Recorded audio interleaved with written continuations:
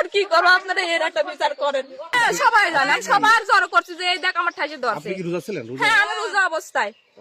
হ্যাঁ, সারাদিন আমি কিচ্ছু খাই না, আমি ইফতার পর্যন্ত করি না। এই একটা শোক, আমার একটা কলঙ্ক, আমি চাল পলে নিয়ে আসতে যাবো, তাও পারতেছি না। ওই বাড়িতে এখন আমার জাতি দিবে, আমার জোর করে এরকম করছে। আমি প্রতিদিন আমার মুখ ঠাসে ধরে সেই গুরুনে ঘুরাচ্ছে, আমি জোর একটু মারবো, তা মারতে পারতেছি না। আমার সাথে এরকম একটা কাম করতে পারলো, এর বিচার চাই। বাবার নাম? আব্দুল রহিম। আচ্ছা, তুমি কি ওই মেঘলার ঘরে গিয়েছিলে?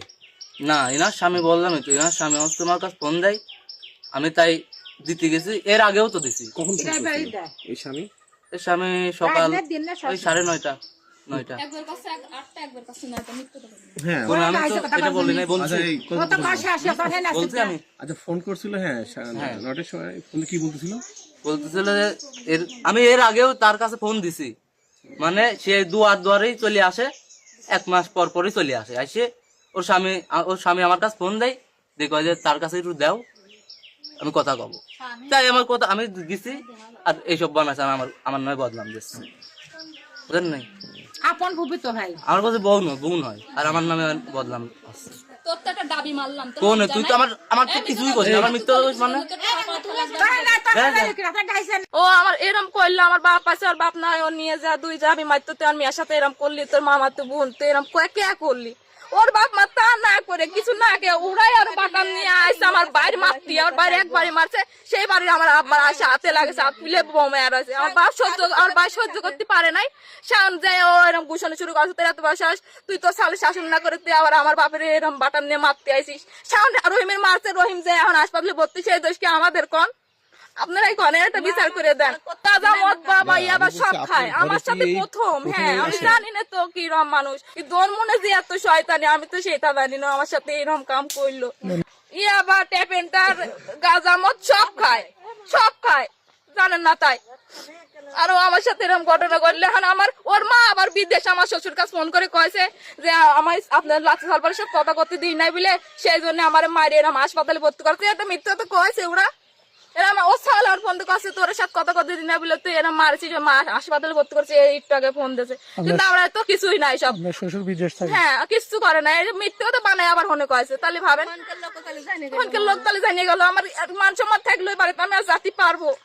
আমার যে ছোট ছোট চাল ফল রয়েছে, এত মাছ ধর খাই, তো আমি চাল ফল ছেড়ে আসি না। এবার আমার মায়ের বাই করতেছে, আর এই সুযোগই ওরা আমার সাথে এরকম কাম করলো, কে করলো? তাহলে ওর বাপ মা সাপোর্ট করলো না এই জায়গায়, ওর বাপ মার কিছুই করলো না। তাহলে আপনার এখানের একটা বিচার চাই আমি। আর ওর বাপের একটু মারছে, যে একটু রক্ত বাড়াইছে, আর ওইটা নিয়ে চলে গেছে এই করতে। আর আমার এত বড় একটা কাম করে দিয়ে দিলে, একটা কলঙ্কর ভাত দিয়ে দিল, আর আমার কিছুই হলো না, এর একটা বিচারই হলো না। আমি কি করবো? ও তো ছাওয়াল মানুষ, আজ বিয়ে করলে কালি বউ পাবিনি, আর আমার কি হবিনি? আমাদের দুটো ছাওয়াল বলা আছে, আমি কি করবো? আপনারাই কর, আমারও তো একটা জীবন। এরকম কলঙ্ক নিয়ে কয়দিন ধরা যায়? আমার ওই বাড়িতে বন্ধে দুয়ারে করছে, বেশে একদিক থেকে রান আছে, ওরা বানা কয়েছে যে আমি বলে সৈকতের ডাকছে। আমি সৈকতের ডাকতে যাবো কিছু জন্য, আমি তো জানিই না। আপনার নাম কি? আমার নাম চম্পা। আপনার মেয়ের নাম কি? আমার মেয়ের নাম মেঘলা খাতুন।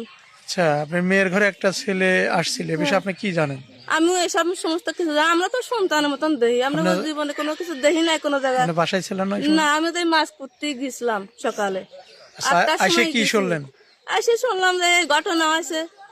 কি ঘটনা? এই যে আমার মেয়ের ঘরে ঢুকেছিল, মেয়ার এরম চাপড়া আছে, জাংলা ধরে ডাইছে, সকলে সবাই বহাবাজি করছে আমার বহেছে যে আমি মাছ করতে গেছি সকালবেলা মেয়া ফেলে। আমি তো জানি যে এই ঘটনা ঘটবি, আমার মেয়ে কি জানতেছে এই ঘটনা ঘটবি। গুনটা খানি মাছটা ফিরে দিতে হয়েছিল, বীজ বরফ সার্ভিতে 1 ফুটে 2 টাকা, তো আমি আসবো। মানে মেয়ে কি সকালে ঘুমাইছিল? হ্যাঁ, ঘুমাছিল। আর আপনি হচ্ছে মাছ আমি করতে গেছেন? ওটাকে বলে গেছি যে মানে তুমি ঘুমাইছি, তাও মেয়েটা এত আছে চিন্তা ভাবনা, পুরো মোটা সাইডে দিয়ে আমি মাছ করতে দিয়ে ওই পাশে ঘর আছে, শুয়ে থাকো, আমি আসি। তো করলে তুমি যাও, মেয়ে ঘুমাইছে রয়েছে, আর রমজান আসলে আমি ডাহি নাই। বিষয়টা কি মেয়ের জামাই বাড়িতে জেনে গেছে? হ্যাঁ, আমরা জানাই না, ওরাই জানাবে। তারা ফোন করে করে পয়সা করছে। মান সম্মান তো গেছেই, আর যেটুকু আছে তাও চলে যাবে স্যার। আপনারা আপনি সুস্থ একটা বিচার করে দিয়ে যাবেন। আমাদের কাছে আমার এই চাওয়া, আমার আর কোনো চাওয়ার নেই। সুস্থ বিচার করে এই জন্য নিউজ করলে সমস্যা সমস্যা নেই, আপনি করে দেন। আমার যা মান সম্মান তো চলে গেছেই।